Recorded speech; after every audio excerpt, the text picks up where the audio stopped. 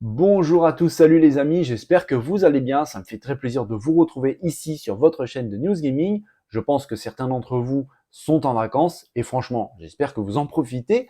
Mais je vous remercie de passer un petit moment ensemble pour discuter, pour découvrir des choses de notre passion commune, le jeu vidéo. Merci aussi à tous ceux qui prendront, allez, quelques secondes pour pouvoir s'abonner, réagir à la vidéo.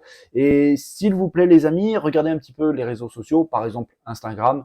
Si vous voulez, si vous avez des news, des petites choses intéressantes qui vous interpellent et que peut-être je peux pas tout voir non plus, eh bien n'hésitez pas à m'envoyer un message privé sur Instagram. Par exemple, je parle d'Instagram, mais ça peut être aussi autre chose. Les liens sont à chaque fois en bas de la description de la vidéo du jour. Donc celle d'hier, c'était le cas aussi. Aujourd'hui, c'est le cas. Donc n'hésitez pas à venir me rejoindre et à me signaler une petite news, quelque chose d'assez intéressant qu'on pourrait peut-être aborder sur la chaîne. Les amis, on s'installe confortablement et on démarre tout de suite l'épisode 110 des News Gaming. Allez, c'est parti.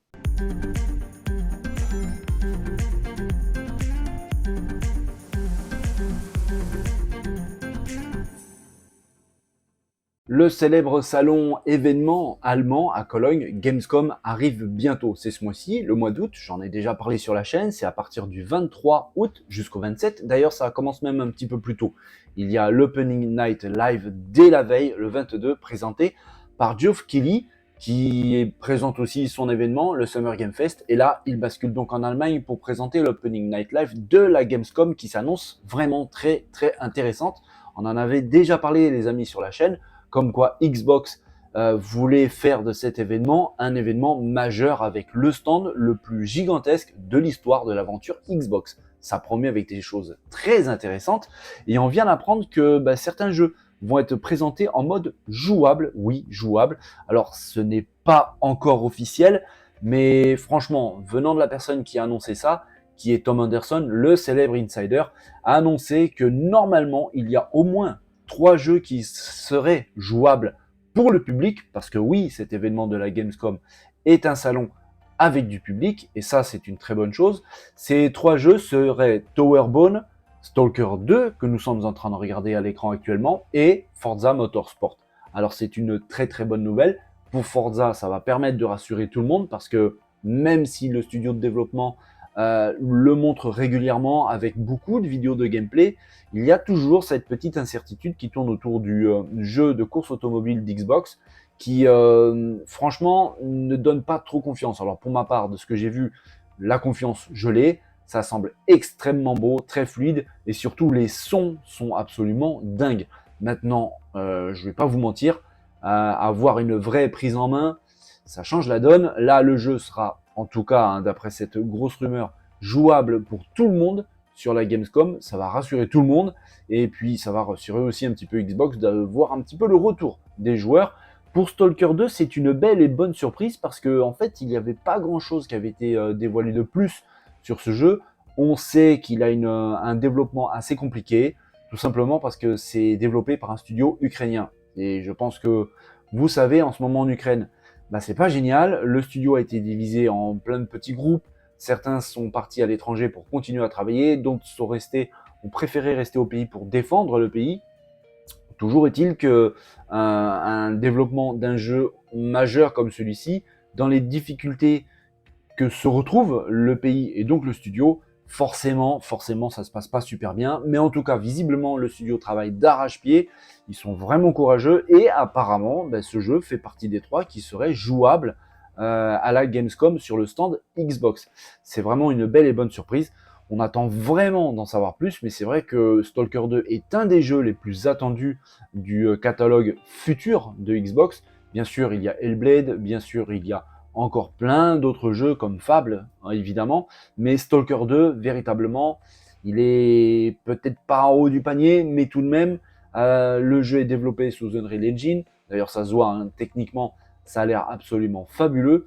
On attend parce que le premier du nom, sorti il y a déjà un bon moment, a eu un succès absolument colossal. Je me souviens l'avoir fait et c'était vraiment excellent. Donc Stalker 2 qui risque très fortement d'être jouable à la Gamescom sur le stand de Xbox, ça c'est plutôt une bonne nouvelle. Towerbone aussi, Forza aussi, et bien on va avoir vraiment des choses très intéressantes parce que Xbox avait décidé vraiment de mettre le paquet pendant cet événement. Je rappelle, hein, c'est du 23 août au 27 août prochain. Et dès le 22, il y a l'Opening Night Live présenté par Geoff Keighley. On va essayer de suivre ça ensemble, les amis. En tout cas, moi, je surveille ça comme le lait sur le feu. Ça a l'air vraiment, vraiment pas mal. Cult of the Lamb, un petit jeu qui a un énorme succès, d'ailleurs franchement mérité parce que c'est vraiment fun, c'est super bien fait et c'est très drôle. On s'amuse vraiment pas mal sur ce titre. Le jeu reçoit régulièrement, en tout cas il est vraiment supporté par le développeur Massive Monster et il reçoit des DLC. Il y en a un qui est déjà sorti et qui a eu un franc succès. Le deuxième était prévu pour cet été. Normalement, d'ailleurs j'en avais parlé hein, sur la chaîne il n'y a pas très longtemps de ce DLC pour Cult of the Lamb. Le premier qui s'appelait Relics of the Old Faith a reçu donc un excellent succès, c'était vraiment quelque chose de pas mal. Eh bien, il va falloir être un peu patient pour avoir le deuxième DLC, car en fait, le développeur vient d'annoncer un agneau n'est jamais en retard, ni en avance, il arrive précisément à l'heure prévue. Je vous promets que j'ai quelques surprises à venir très bientôt.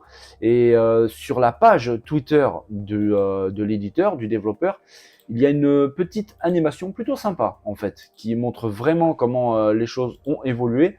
On voyait ici à la moitié de 2023, c'était prévu pour cet été comme je vous disais, l'extension numéro 2 qui vient tout juste de se faire effacer par l'agneau et remplacé pour plus tard, ça sera à la fin 2023.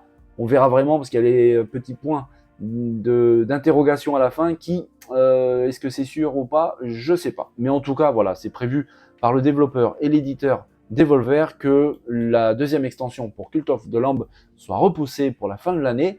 On verra vraiment ce qu'il en est, mais en tout cas c'est un jeu vraiment excellent. Si vous ne l'avez pas fait, franchement les amis, foncez et à surveiller donc la sortie de cette deuxième extension, deuxième DLC pour Cult of the Lamb.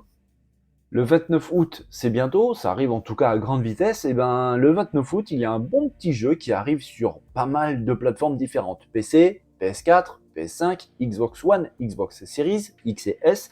Ce jeu, c'est Under the Waves qui s'était présenté pendant la Summer Game Fest et qui a fait bonne impression. Un jeu d'aventure narratif qui, vraiment, au niveau de la technique, semble plutôt prometteur. Alors, c'est pas un jeu qui va révolutionner le genre. Et à l'occasion de la sortie prochaine, eh bien, l'éditeur et développeur a décidé de présenter ce petit trailer de pré-lancement qui montre le héros qui s'appelle Stan monter à bord de son sous-marin et partir à l'aventure. Donc dans ce jeu qui s'annonce plutôt intéressant, hein, narratif, dans un monde techno-futuriste, sous-marin donc. On verra vraiment ce qu'il en est au moment de sa sortie, mais c'est vrai que ça a l'air intéressant. Stan, le héros, devra faire face à des événements plus ou moins étranges et devra décider soit de rester piégé ou de revenir à la surface pour reconstruire sa vie. Donc on verra bien, c'est le 29 août prochain. Le jeu arrive sur pas mal de plateformes, sauf la Nintendo Switch. Donc on verra au moment de sa sortie ce qu'il en est, mais c'est vrai qu'au niveau de la vidéo, ça semble plutôt pas mauvais, un bon petit jeu donc dès le 29 août prochain, Under the Waves. Les amis, on va discuter 2 minutes sur un petit jeu qui semble vraiment prometteur, très intéressant en tout cas. Ce titre c'est Ashfall, on n'en avait pas parlé de ce jeu et pourtant il est plutôt réussi, en tout cas techniquement ça semble plutôt prometteur. Par contre il faut savoir que pour l'instant en tout cas, on va parler sous réserve, le jeu sera dispo seulement sur PC et mobile Android et iOS. C'est franchement dommage, parce que au vu de ces images, j'aurais vraiment apprécié le voir arriver sur console, Xbox ou PlayStation. On verra vraiment ce qu'il en est par la suite. Peut-être que le développeur, l'éditeur attendent de voir si le jeu rencontre un certain succès pour pouvoir l'adapter sur console. Ça, c'est possible, mais pour l'instant, en tout cas, c'est pas vraiment prévu une sortie sur nos machines. Le jeu semble vraiment bien dans un monde apocalyptique, post-apocalyptique, avec des retombées radioactives, beaucoup d'action, vous le voyez à l'écran, ça semble plutôt bien fait au niveau de la technique. On verra ce qu'il en est. Normalement, il est prévu de sortir courant 2024, avec une bêta fermée par contre vraiment bientôt, dès la semaine prochaine. Donc le développement se passe plutôt pas mal, ça avance assez bien et le jeu donc recevra donc sa bêta fermée pour pouvoir déceler les bugs, optimiser un petit peu tout ça. Le jeu normalement sort au courant 2024 et je répète, normalement, pour l'instant en tout cas, hein, c'est pas prévu pour console, seulement sur mobile et PC. Assez bizarre d'ailleurs hein, de voir un jeu sortir d'abord sur mobile et PC et après peut-être sur console. On verra ce qu'il en est. En tout cas, je vous tiens au courant les amis si j'ai quelque chose d'un peu plus sérieux concernant Ashwall et une possible sortie sur Xbox ou PlayStation. Nous avons déjà parlé de ce jeu plusieurs fois sur la chaîne les amis, avec même pas mal de vidéos, des trailers qui semblaient vraiment montrer quelque chose de très prometteur. Remnant 2 est un véritable succès. Il est sorti il n'y a pas longtemps du tout, le 25 juillet dernier, et franchement, le jeu est excellent absolument partout, que ce soit sur PC ou console. C'est un véritable carton. En à peine une semaine, il s'est vendu déjà à plus d'1 million de copies sur console et PC, avec vraiment des notes, des critiques de la presse vraiment élogieuse. Le jeu est vraiment bon, bourré d'action. C'est très bien foutu au niveau de la technique et c'est un succès mérité. D'ailleurs, le président de Gunfire Games, le développeur, a déclaré: c'était un voyage de plusieurs années pour nous et nous ne pourrions pas être plus heureux de voir les fans passer un si bon moment avec un jeu dans lequel nous nous sommes investis corps et âme. Et de l'autre côté, Yoon Im, président de Gearbox Publishing, qui est l'éditeur du jeu, a déclaré: nous nous réjouissons et nous sommes incroyablement reconnaissants envers la communauté de Remnant qui nous a soutenus, nous et l'équipe de Gunfire, tout au long du développement. À tous les nouveaux fans de Remnant qui ont rejoint notre communauté la semaine dernière, nous sommes ravis que vous nous ayez rejoints dans cette aventure. Franchement les gars, si vous voulez faire un bon petit jeu bourré d'action, frénétique, avec, on le voit juste maintenant, des notes vraiment excellentes, le jeu est très bon, le gameplay, le son, l'animation, graphiquement, c'est vraiment solide, eh bien foncez, il est disponible sur PC, sur Xbox Series, la X et la S, bien sûr sur PS5, il utilise à merveille les capacités de nos machines nouvelle génération, donc franchement, un bon petit jeu actuellement, Remnant 2, allez-y, c'est vraiment bon. Et bien voilà, on arrive à la fin de ce 110e épisode des News Gaming, les amis. N'oubliez pas, s'il vous plaît, les réseaux sociaux, Instagram par exemple, je parle d'Instagram, mais il peut y avoir Twitter aussi, où vous pouvez me rejoindre, vous abonner si vous en avez envie, mais en tout cas, vous pourrez communiquer avec moi en message privé. Si vous voyez une petite news intéressante et qu'on pourrait aborder sur la chaîne, eh bien, pourquoi pas me le signaler, parce que, évidemment, je ne peux pas tout voir, personne n'est parfait, et moi, très loin de là. Les amis, j'espère que vous avez aimé cette vidéo. Si c'est le cas, vous savez quoi faire. Les pouces, les partages, les commentaires. Je vous souhaite à tous une bonne journée. Si vous êtes en vacances, profitez bien. Profitez aussi de vos proches. Prenez soin de vous et n'oubliez pas de vous amuser, c'est très important. Je vous dis à très bientôt, dès demain, pour un nouvel épisode des News Gaming. Les amis, bonne journée à tous. Bye bye.